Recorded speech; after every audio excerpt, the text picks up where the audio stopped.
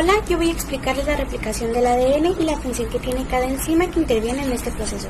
Primero veremos unos conceptos básicos de forma rápida para poder entrar en contexto y entender mejor este proceso.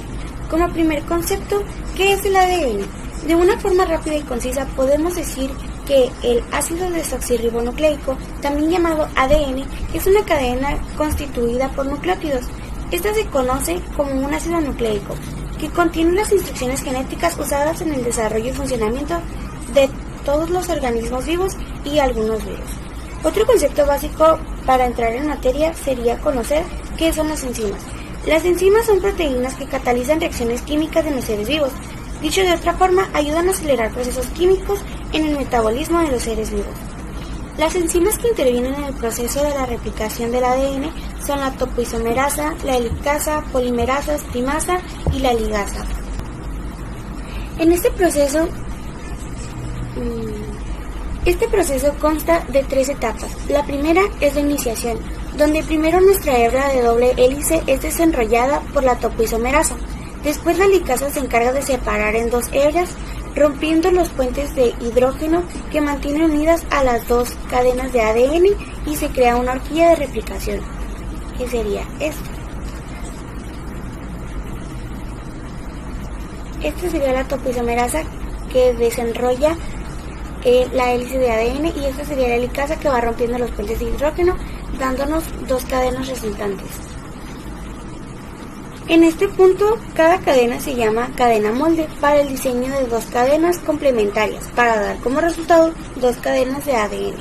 Después la ADN primasa dará la pauta para el inicio de la replicación, creando un primer o un cebador, que son pequeñas secuencias de ARN que le indican a la polimerasa el sitio donde comenzará la elongación de la cadena. ¿Qué serían estos señalizadores? Estos serían los cebadores. La siguiente etapa es la elongación, donde la ADN polimerasa 3 añade desoxirribonucleótidos complementarios a la cadena molde en un sentido 5', generando una cadena continua. Para la cadena discontinua, la ADN primasa sintetiza varios primers o cebadores y la ADN polimerasa 3 sintetiza los fragmentos restantes entre primer y primer en dirección 5'3' también. Esta sería la cadena continua y esta sería la discontinua. Estos serían los cebadores que señalizan en dónde comenzar a sintetizar. A estas secciones de síntesis se les conoce como fragmentos de ocasar.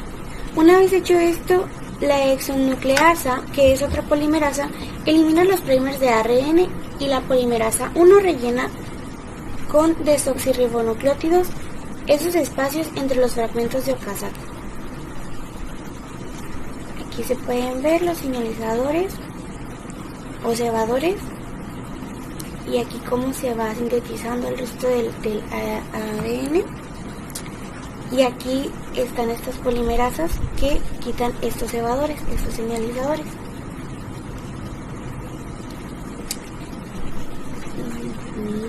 Por último, la etapa de terminación.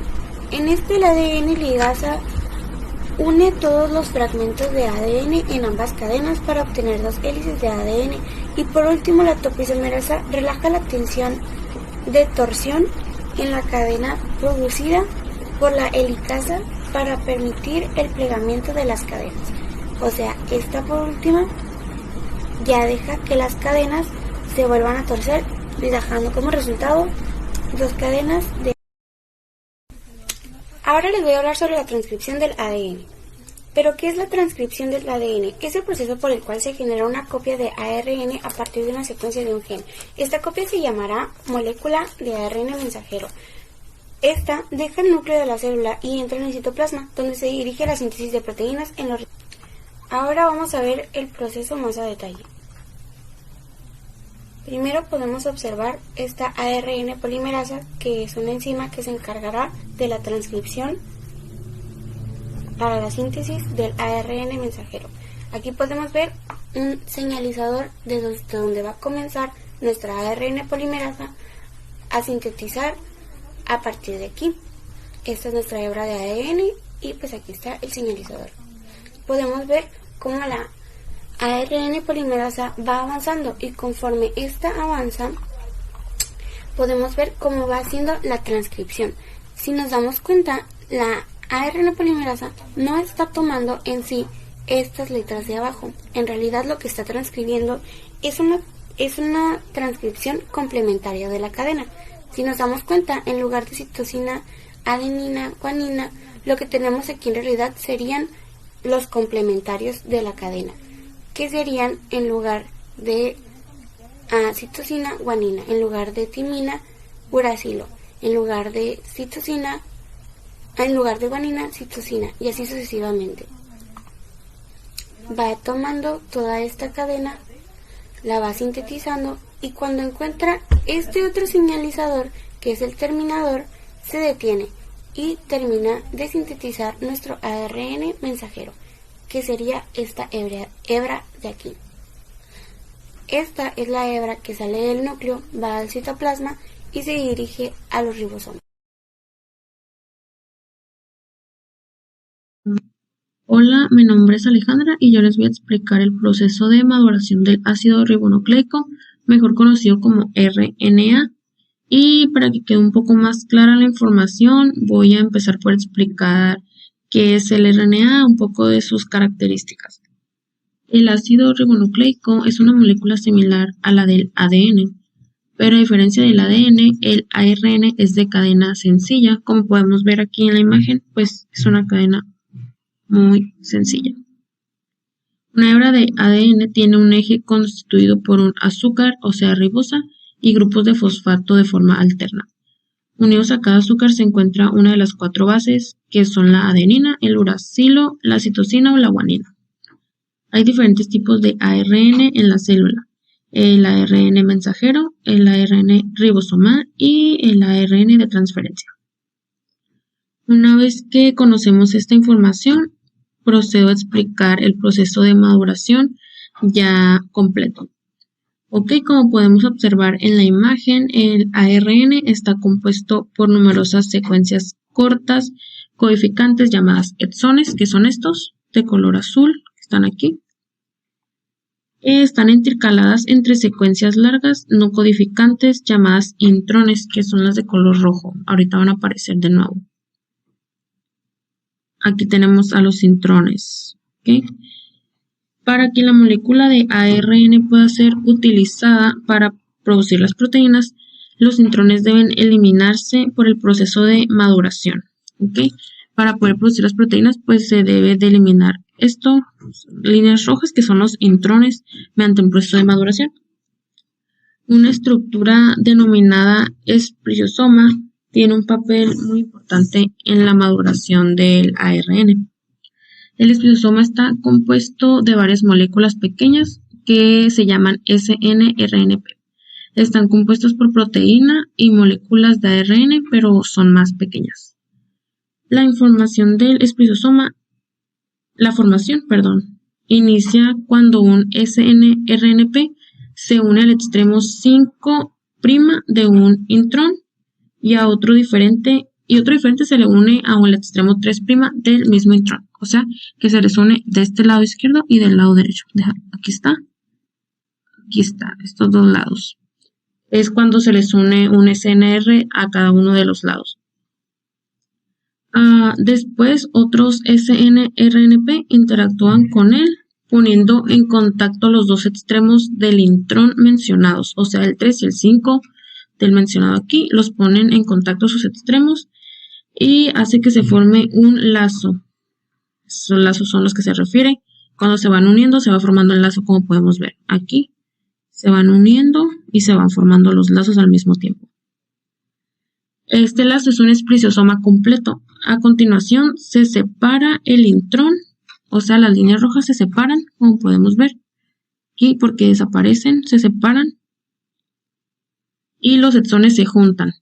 Los exones son las líneas azules. Aquí vemos cómo se van uniendo poco a poco. Aquí va el azul, aquí va. Los exones se juntan. Y entonces se deshace el esplisosoma cuando se liberan los snRNP. Aquí vemos cómo al final se liberan y se deshace el espliciosoma. ¿Sí?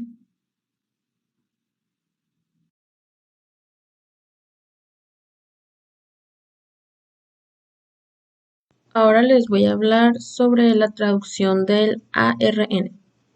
El ARN mensajero formado por la transcripción lleva la información a los ribosomas. Los ribosomas utilizan el ARN mensajero para sintetizar proteínas en cooperación con el ARN de transferencia.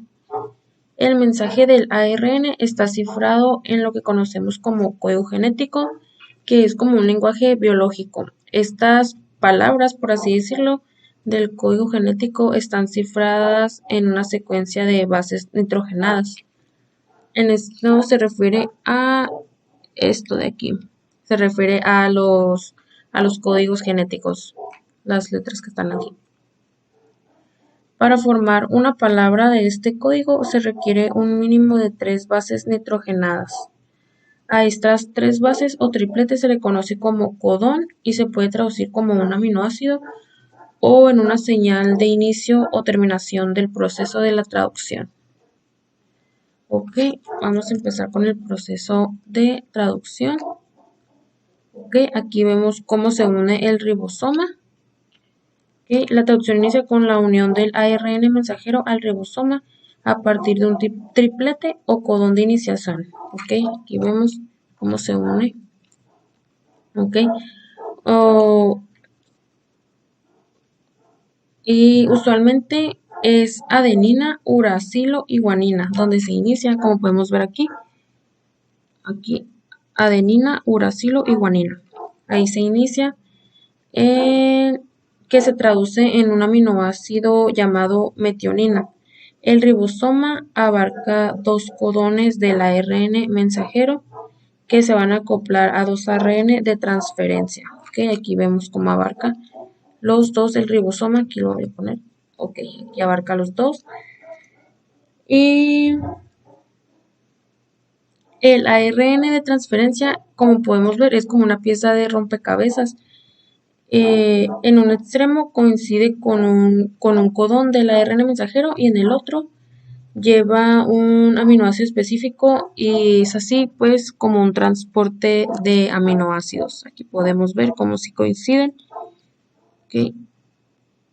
Aquí vemos cómo se siguen añadiendo aminoácidos. Aquí, si le pongo de nuevo, aquí se van formando. Cada aminoácido que transporta el ARN de transferencia se une con el siguiente mediante un enlace peptídico. Cuando esto ocurre, el ARN de transferencia que lo transportó queda libre. Aquí podemos ver. Quedó libre aquí. Se van uniendo y van quedando libres. Ahí viene otro. Ok, y puede ser utilizado para transportar el mismo tipo de aminoácido en otra síntesis de proteína. Observamos cómo el proceso continúa, así como de nuevo, otra vez, queda libre aquí. Y se siguen enlazando aminoácidos